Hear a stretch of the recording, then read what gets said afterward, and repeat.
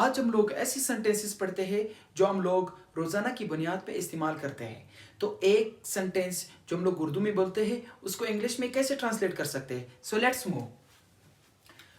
नाक साफ करो, नाक साफ करो, blow your nose.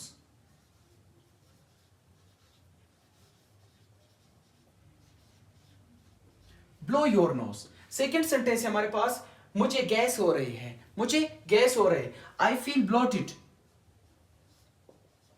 I feel bloated. तीसरा है हमारे पास, इसी चुटकी मत काटो, स्टॉप